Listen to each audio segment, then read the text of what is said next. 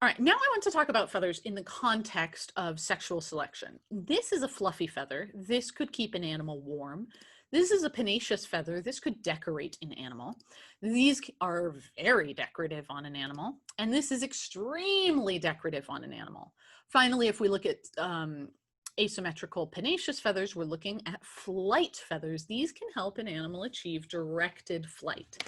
Something that I want to discuss with you is sexual selection. Here we have pheasants. This is a female pheasant. This is a male pheasant. In animals where the female can choose a male to mate with, that female animal can use flashy materials that the male advertises with as a proxy for fitness. So for example, this male pheasant must be pretty good at feeding itself because it takes a whole lot of nutrition to make these very bright colors and to grow all these fancy, delicate feathers. If this guy was half starving and terrible at finding lunch, he would not have all of this nice stuff. Also, he's extremely flashy looking, which means he's a whole lot more attractive to predators. So he must be pretty good at running away or fighting them off because he's still alive. So sexual selection can produce what we call sexual dimorphism, which is a really fancy, annoying term for the two different sexes look different. The females, as they are reproducing and rearing young, they absolutely need to blend in as much as possible. They are not doing any advertising. The males know where to find them, or they can be flashy and show off and say, hey, come on out. So these traits for the fancy, fancy stuff only travel generation to generation located on the male chromosomes. All right. And this is something where the bird can get very exaggerated features that don't actually have anything to do with fitness in the context of application. This bird is not more fit for its environment because it's so flashy in terms of surviving the elements. It's just stupid. You're going to get eaten by a fox or something. But in terms of attracting the attention of a female or convincing that female that this bird is a good choice of mate and will provide robust offspring that can feed themselves and run away from predators, that is the service that these feathers are providing. And if we see natural selection allowing and exaggerating these traits, it's not because they are really good for survival. It's because the animals are using them through behavior as a proxy for traits that are good for survival. All right. So sexual dimorphism is something that we can see in animals, and it's something particularly that we can see in peacocks. Holy cow. Peacocks are huge, and they have this incredible investment in these tail feathers. This is what I consider an example of runaway sexual selection. This animal now has invested so much in this trait that is supposed to be a proxy for fitness, which, to be fair, I mean, if he was not able to feed himself and he was all bedraggled, he wouldn't have these beautiful feathers. And if he wasn't good at running away from predators, he would have been eaten by now. But when the traits start getting so big that they're actually making the animal less fit for its environment, then these animals are more susceptible for their whole population to die because, you know, if there's a drought or hard times and this animal has invested so much in this ridiculous show, maybe it's not going to survive more difficult environmental conditions that could arrive on a seasonal or interannual or decadal timescale. So sexual selection can exacerbate traits, and it can also go totally haywire. Now, there's a reason I'm bringing this up in your World of Dinosaurs class, because we can see sexual dimorphism in ancient animals. I'll get to that in a minute, but there's another point I want to make here. When behavior becomes a venue of natural selection, when animals are changing their shape generation by generation because of choices that they made, this can accelerate processes that shape animals, because it's not only working through sexual selection and it's not only working on traits that advertise fitness. This is an example of something called a ring species. This is a textbook version of this from one of Prothero's textbooks. Here's a herring gull from the archive. The way what we're looking at here is Greenland. So this is the North Pole. This is North America. This is Arctic Canada. And then this is Russia. That's the Kamchatka Peninsula. And then this is over to Europe and North Africa. All right.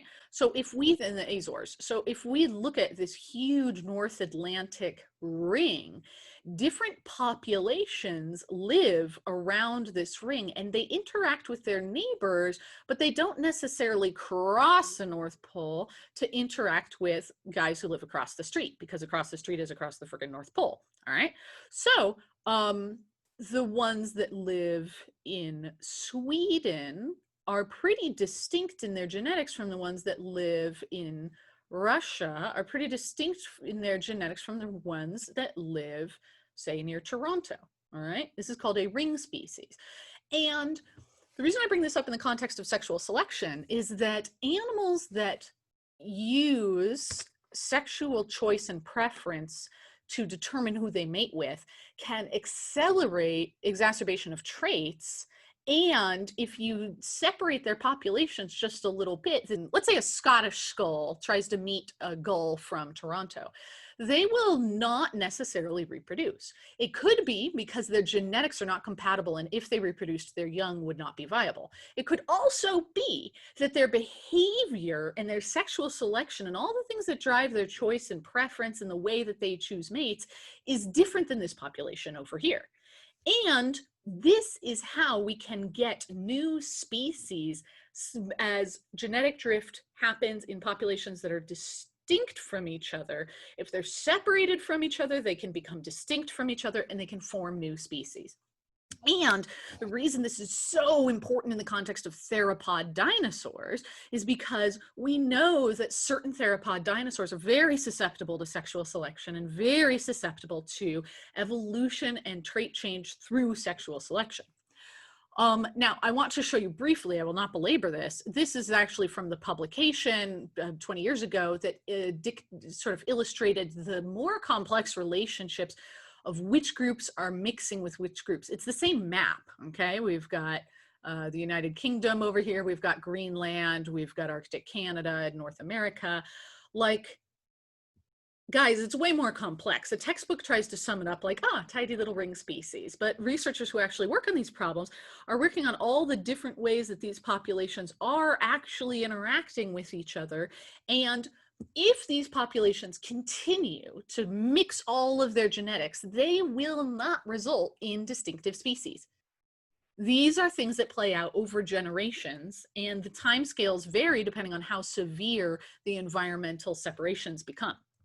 Now, in the fossil record, we have a super duper awesome example of sexual dimorphism in little theropods, and that comes in our Confuciusornis. You'll notice that on this slab, we have one bird that from the pygostyle has two long feathers extending. These are not flight feathers per se. These are very long, weakly pinnaceous, more or less symmetrical feathers. They would have an impact on flight for sure, but they look a lot more like they would confer decorative traits rather than performative traits. Whereas if we look at this individual, it has a pygostyle very clearly, and it has a couple of feathers launching off of that pygostyle very clearly, but they are not the big, long, spread out ones like this. Now, initially in the fossil record, there could be a million reasons for this. This could be a bird that just lost its feathers, or the feathers didn't preserve very well. So it took decades to figure this stuff out, but Luis Chiappe and a lot of his colleagues working around the world, getting these rocks in China and examining them all over the world, were able to look at individual specimens that actually had features that they could distinguish as signs of adulthood and signs of sexual maturity, saying, okay, now we've got an adult bird, it's all the way grown in. And they could compare fossils that they were very confident did have the long tail feathers, and fossils they were very confident would have preserved the long tail feathers if they were present, because look at all the beautiful feathers. These are illustrations from fossils, all right? And that's this one here. This one is not preserving those tail feathers. And then they did this. They said, okay, well, we've got 28 with tail feathers and 28 specimens without tail feathers. The ones without are the light colors. And then these researchers discuss where sexual maturity happens. But this is what I want you to look at. This is the length of the femur bone. So that's basically the thigh bone, how long the thigh is. And this is the length of the humerus bone, so the upper arm bone. The leg gets longer and the upper arm gets longer. If you pile all these data together, they look like one population. It's not like one grows in a totally different shape than the other. These are basically the same population, the same birds, the same species. They aren't two different species of birds, one that has the feathers and one that doesn't. And so what these authors inferred from this was that the ones with the tail feathers are the male birds, and that these long tail feathers are an exaggerated trait that arose in the context of sexual selection.